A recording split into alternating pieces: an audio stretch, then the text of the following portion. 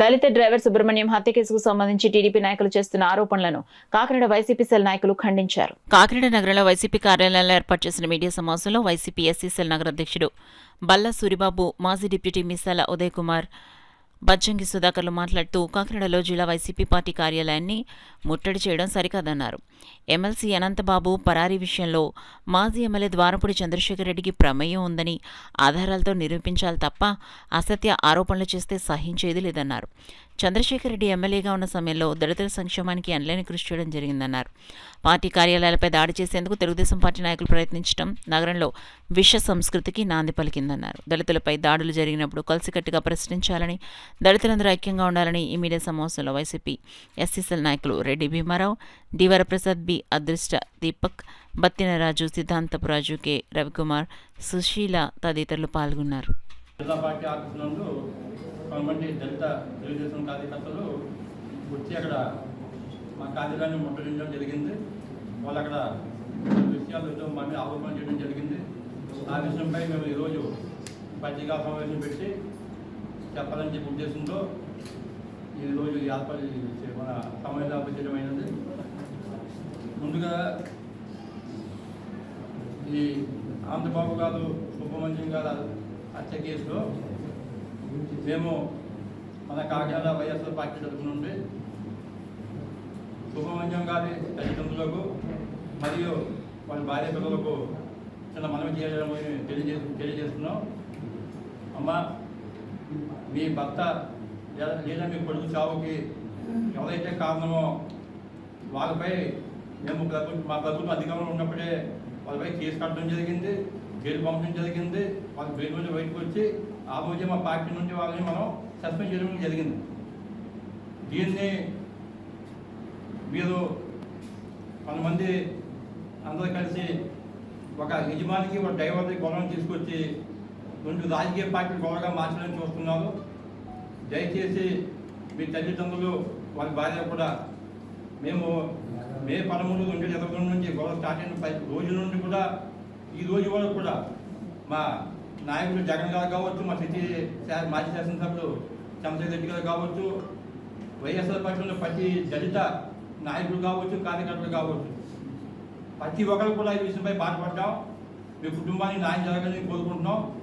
ఈ విషయం కోర్టులో ఉంది కాబట్టి దీనిపై మేము ఎక్కువ మనం మాట్లాడుకుంటాం కాబట్టి కోర్టు తీర్పు వచ్చిన తర్వాత దీనిపై అందరూ కూడా న్యాయం జరగాలని చెప్పి కోరుకుంటున్నాం.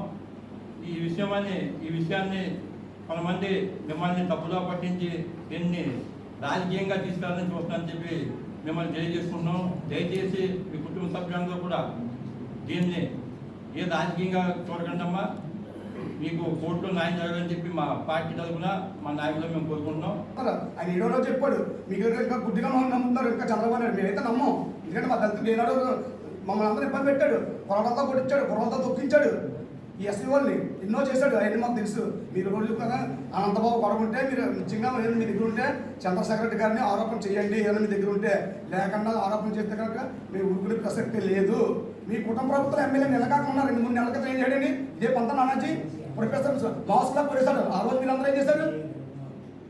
ఆ ప్రొఫెసర్ మాన సోదరుని కొడేశాడు. ఆ కేసు ఏమైంది ఇవ్వాలనుకుని మీరు ఏం చేస్తారు? మీ అందరూ అడిగారా మీరు?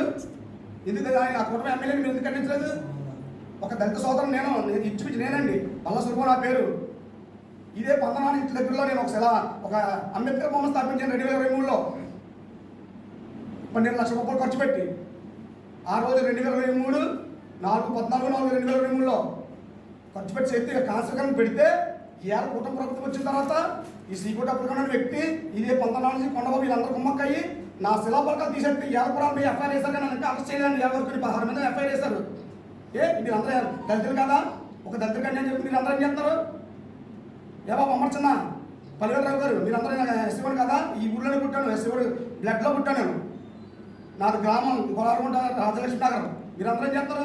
ఒక ఎస్సీవాడు నన్ను ఎన్ని ఇబ్బంది పెడుతున్నారో మీ కుటుంబ ప్రభుత్వం మీకు ఏం తెలుసా? ఇదే పంతనాడు నన్ను రోడ్డు మీద నిలబడలేదు. మీరు ఎందుకు ఖండించట్లేదు? నన్ను సర్పంచ్ పోలీసు వాళ్ళు తీసుకెళ్ళి లోన్ వేసేమన్నారు, కేసు కట్టమన్నారు. నేను తప్పు చేశాను అంటే ఎస్సీగా పుట్టడం నా తప్ప? అంటే మీరే ఎస్సీ వాళ్ళని నేను ఎస్సీవాడు కదా? మీరు ఇన్ని పనులు చేస్తున్నారు. అనంతబాబుని ఏనాడో మా పార్టీని సస్పెండ్ చేయడం జరిగింది.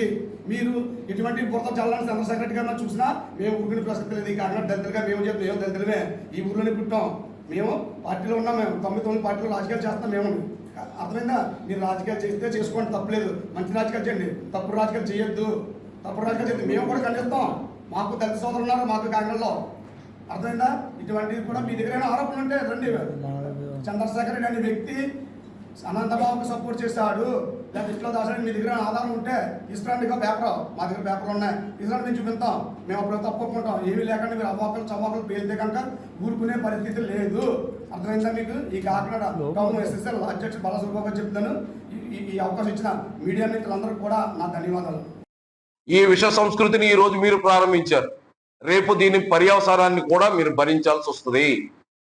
కాకినాడ రాజకీయాలు హుందాగా జరుగుతున్నాయి, అలాగే జరగనివ్వండి. కానీ ఒక విష సంస్కృతిని మరీ దురదృష్టం కొద్దీ నా దళిత సోదరులే పార్టీలు వేరే అయి ఉండొచ్చు, దాన్ని నిన్న మీరు ప్రారంభించారు, చాలా విచారకరం.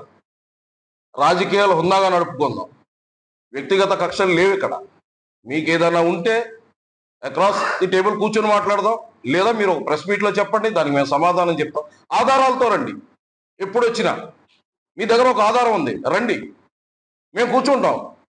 సిటీ ప్రెసిడెంట్ ఉన్నాడు, మాజీ డిప్యూటీ మేయర్ గారు ఉన్నారు, ఇంకా మిగతా వార్డు లీడర్స్ అందరూ ఉన్నారు, అందరం కూర్చుందాం, డిస్కస్ చేద్దాం. ఏ రకంగా దళిత సమస్యలు, ఎన్నో సమస్యలు ఉన్నాయి. ఇప్పుడు నా సోదరులు ముందు మాట్లాడిన ఇద్దరు కూడా ఎన్నో సమస్యలు ప్రస్తావించారు. దీనికి మించి ఇప్పుడు మీ ప్రభుత్వంలో కూడా దళితులకి అన్యాయం జరుగుతుంది, ఇప్పుడు కూడా జరుగుతుంది. మీరు అధికారంలో ఉన్న దళిత నాయకులు, మీ నాయకులతో మాట్లాడండి, మీ పార్టీ నాయకులతో మాట్లాడండి, దళితుల కోసం పనిచేయండి, మేము మిమ్మల్ని గౌరవిస్తాం. ఇవన్నీ పక్కన పెట్టి వ్యక్తిగతంగా ఒక అవతల ప్రతిపక్ష పార్టీ నాయకుడిని, మాజీ శాసనసభ్యుడిని, సంబంధం లేని వ్యక్తిని, ఆయనకు అవసరం లేదు, ఈ కేసులో ఆయన ఇన్వాల్వ్మెంట్ లేదు, ఆయనకు అవసరం లేదు. లేని మనిషి మీద ఒక్క ఆధారం కూడా లేకుండా మీరు అలాంటి నిరాధారమైన ఆరోపణలు చేస్తూ నేను బురద జల్లుతాను, నువ్వు క్లీనప్ చేసుకో అంటే దీనికి కూడా పర్యవసానం ఉండదు. ఈ పర్యవసానాలన్నిటికీ మీరు సిద్ధమైనట్టే.